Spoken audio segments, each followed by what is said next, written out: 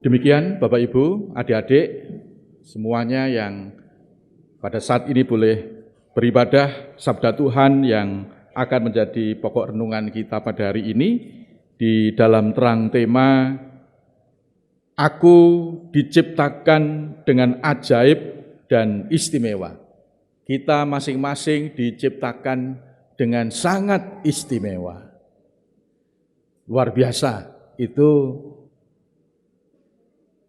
tindakan Tuhan, ciptaan Tuhan kepada kita semuanya.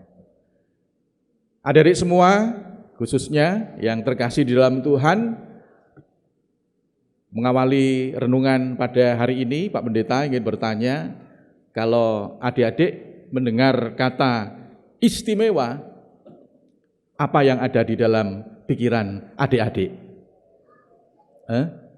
Kalau adik-adik mendengar kata istimewa, apa yang ada dalam pikiran adik-adik?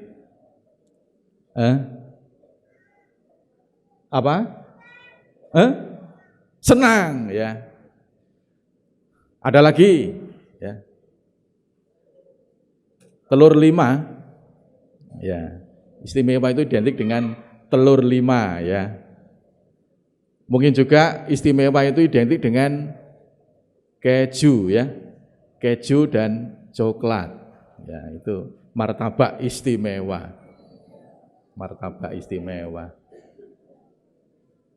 Adik-adik semua yang terkasih, hari ini kita diingatkan kepada kita semua bahwa Tuhan itu menciptakan kita tidak ecek-ecek.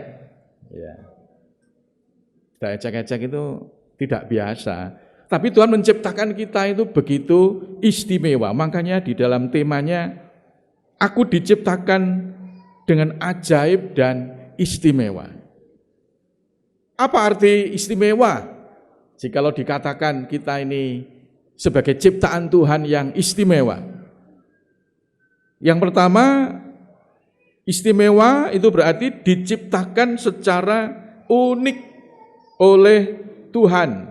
Kita diciptakan secara unik oleh Tuhan. Masing-masing itu bisa berbeda, tidak ada yang sama.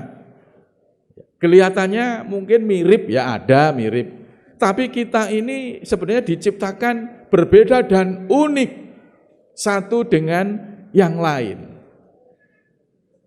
Kalau kita mendengar suara orang, dan itu orang yang kita kenal, meskipun kita nggak ngerti wajahnya atau tidak melihat wajahnya, kadang-kadang kita mesti ngerti, oh ini suaranya teko. Ya.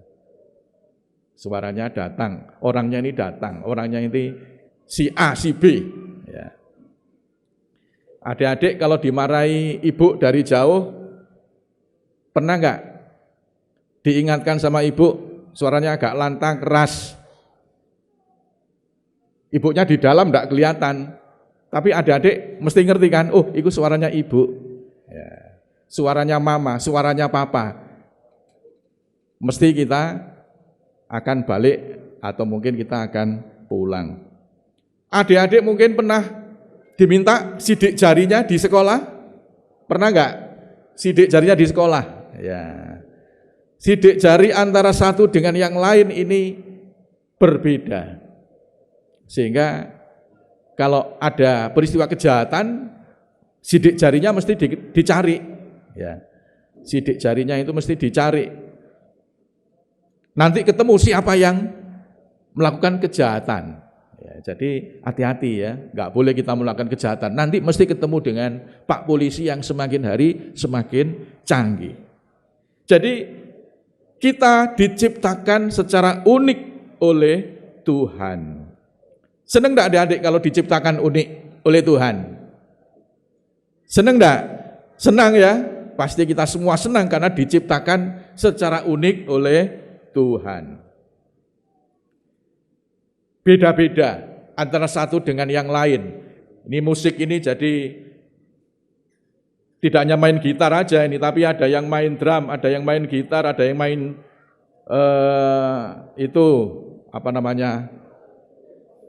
organ, ya, Organnya ada berapa ini? 1, 2, 3, 4. Weh kok wakeh tumben GKJW soge. Organnya itu loh 5 ini mau. Luar biasa ya. Ini Bapak Ibu dan saudara-saudara, adik-adik, karena Tuhan memberikan karunia yang unik ya, macam-macam. Lah kita bersyukur. Berarti ada kekayaan di antara kita semua, keragaman. Nah, ini adalah keunikan yang diberikan Tuhan kepada kita.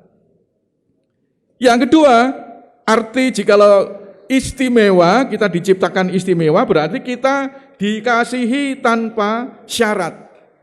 Kita dicintai oleh Tuhan tanpa syarat, tanpa memandang siapa kita. Tuhan mengasihi semuanya. Tuhan mencintai semuanya. Semua orang dicintai oleh Tuhan. Hari ini kita mengadakan hari doa sedunia. Bukan hanya doa sak Sidoarjo ndak, tapi doa sedunia. Tidak doa se-GKJW, tidak, tapi doa sedunia. Bahkan hari ini kita belajar tentang orang-orang Kristen yang ada di Pulau Cook, ya, jauh di sana di Kepulauan Pasifik. Itu juga dicintai oleh Tuhan. Semuanya dikasihi dan dicintai oleh Tuhan. Makanya Injil diwartakan, disebarkan oleh pekabar Injil sampai ke pulau terpencil di Pulau Cook. Ya. Semuanya dikasihi dan dicintai.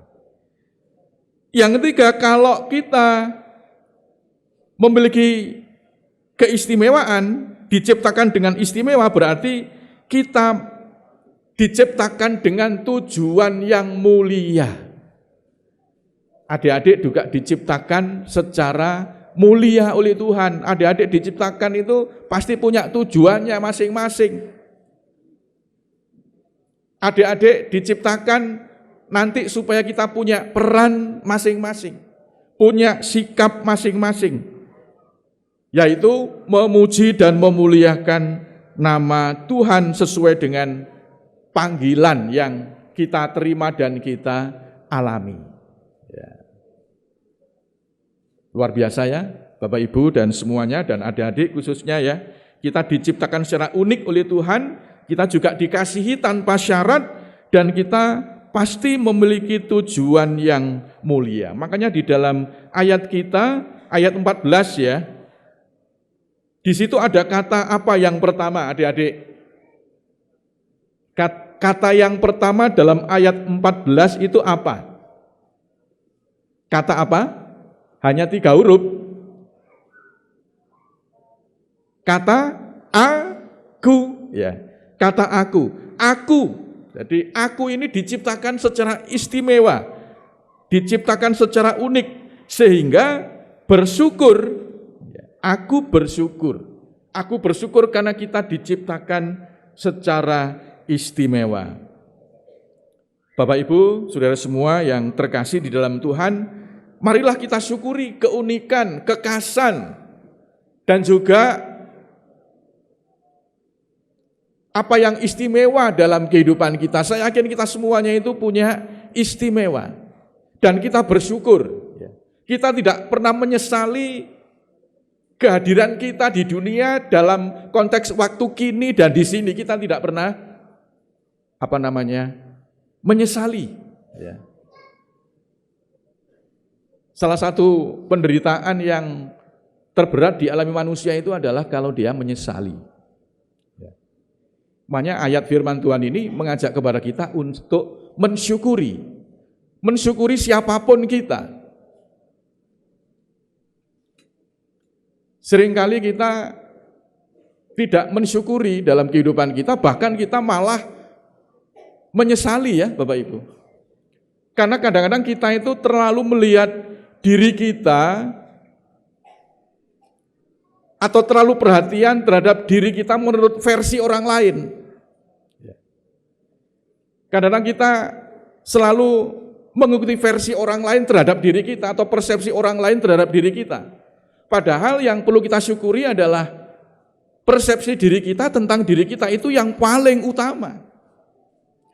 Yang membuat kita menjadi bahagia dan kita bersyukur dalam kehidupan kita. Karena kita diciptakan begitu istimewa, disertai Tuhan begitu istimewa, sehingga apapun yang terjadi dalam kehidupan kita, kita tidak pernah lupa dan tidak pernah bersyukur dalam kehidupan kita. Selalu bersyukur, selalu bersyukur. Kita tidak pernah menyesal. Waduh, aku kok lapor rabi karo wong iku biyen ya. Waduh, aku kok menyesal lapo aku dadi majelis misalnya. Waduh, aku kok menyesal sih dadi pengurus ini, pengurus itu. Waduh, aku kok menyesal sih nyambut gawe ndek Sidoarjo iku kok menyesal. Kita tidak pernah menyesali, tapi kita mensyukuri atas segala kasih karunia yang dianugerahkan kepada kita. Sehingga jikalau kita terus menerima keistimewaan kita dalam kehidupan ini, maka kita diberi kemampuan untuk menghargai diri kita sendiri. Kita tidak pernah meremehkan diri kita sendiri dan merasa tidak merasa cukup baik. Tuhan telah menciptakan kita dengan maksud yang sangat baik. Adik-adik juga bersyukur ya punya bapak dan ibu luar biasa. Menghargai, bersyukur dengan nilai-nilai yang mungkin capaian-capaian belajar yang sudah kita alami dengan saat ini. Kita juga bersyukur menghargai diri sendiri karena dengan upaya yang telah kita lakukan dan kita perjuangkan baik dalam keluarga maupun juga di dalam kehidupan kita sampai dengan saat ini. Kita perlu menjadi diri sendiri. Kita menjadi versi terbaik atas kehidupan kita. Dengan demikian, kita bisa menghargai diri sendiri. Selain kita bisa menghargai diri sendiri dengan menyadari bahwa kita ini adalah orang yang istimewa, maka kita juga bisa menghargai orang lain. Kita tidak hanya bahagia karena kita menghargai diri kita sendiri, ternyata orang lain juga diciptakan oleh Tuhan dengan istimewa, maka kita pun juga menghargai orang lain. Kita masih ingat ya Bapak Ibu dan saudara-saudara, Tuhan Yesus bertemu dengan orang yang buta sejak lahirnya, orang-orang langsung memberikan penghakiman-penghakiman, oh ini mesti salah bapaknya, oh ini mesti salah apanya dulu dan sebagainya. Tapi Tuhan Yesus mengatakan, bukan. Orang yang buta sejak lahirnya ini memang demikian adanya supaya kasih Allah dinyatakan. Artinya saatnya kita bukan menghakimi ketika ada orang yang membutuhkan, orang yang mengalami hal yang menurut persepsi kita kurang baik, tapi saat itulah kita dipanggil untuk menghargai orang lain, supaya dengan penghargaan itu kita menyatakan kasih dan karunia Allah. Semuanya didasarkan atas kasih Allah, sehingga kita bisa menghargai orang lain sebagaimana Allah telah mencintai dan menciptakan kita. Tidak ada produk yang gagal. Hari ini adalah hari yang istimewa, bukan karena kita mengadakan hari doa sedunia Bapak Ibu, tetapi pada hari ini ada ulang tahun yayasan yang telah kita dirikan setahun yang lalu, yaitu Yayasan Bakti Lentera Kasih. Saya senang dengan namanya ya, Bakti Lentera Kasih, bahwa kasih itu perlu dibaktikan, kasih itu perlu disumunarkan, diterangkan, dinyatakan. Dengan bentuk menghargai orang lain, khususnya orang lain yang mengalami penderitaan dan kesusahan. Sehingga kasih itu dinyatakan. Dengan berbagai kegiatan yang akan dilakukan dalam wujud kegiatan-kegiatan sosial. Menghargai orang lain berarti kita menghargai Allah yang menciptakan secara istimewa. Sekaligus kita menyatakan kasih Tuhan kepada orang-orang tersebut. Ya memang baru 1 tahun ya, tentunya mungkin tidak terlalu banyak kegiatan yang dilakukan, tetapi kita melihat perkembangan YBLK sudah luar biasa, yang cikal bakalnya itu adalah pokja beasiswa, tetapi sekarang bisa mengadakan pelatihan musik. Nanti juga rencananya ada pelatihan ini dan itu. Semuanya adalah bagian dari bentuk penghargaan terhadap keistimewaan orang lain dengan segala kondisinya, khususnya kondisi yang kurang baik. Bentuk cinta dan kepedulian.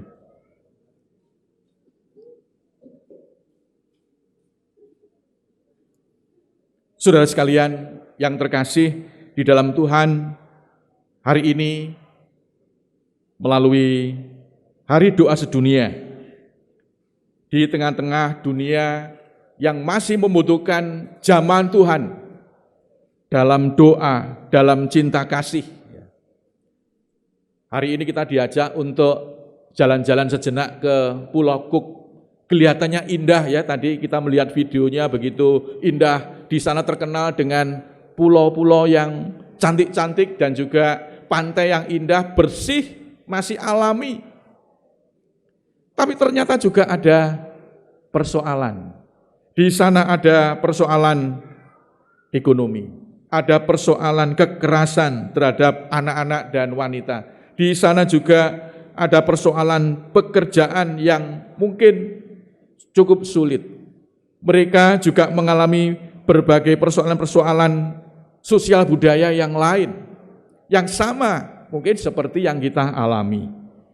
Melalui doa bersama pada hari ini, dalam Hari Doa Sedunia, kita dipanggil untuk saling mendoakan, saling menguatkan, bahwa pergumulan mereka adalah pergumulan kita bisa saling terikat, saling mendoakan satu dengan yang lain. Alangkah baik juga di dalam kehidupan kita selaku umat Tuhan, kita juga saling mendoakan satu dengan yang lain sebagai wujud kesatuan dan kebersamaan kita, dan juga wujud kita ini adalah satu, ya. Saya sangat tertarik dan sepertinya baru pertama kali ini saya menggunakan kalung, ya. Apa namanya ini? Kalung bunga, ya, dalam masyarakatku itu namanya apa tadi ya? Eikatu, ya. Eikatu. Ini melambangkan keindahan dalam kesatuan.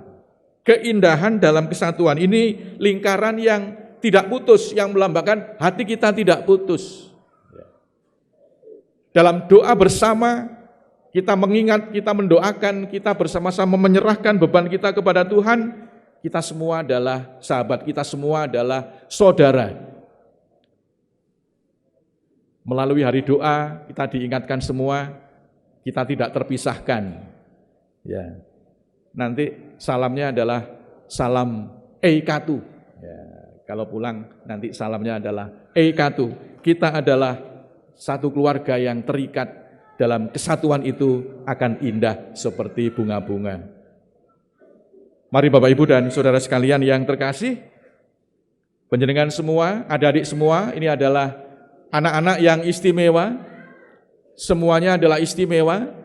Kita diciptakan secara unik satu dengan yang lain, dan kita tetap menjalin kesatuan dan kebersamaan sebagai saudara, keluarga, sahabat di dalam kasih dan anugerah Tuhan. Tuhan memberkati kita semua. Amin.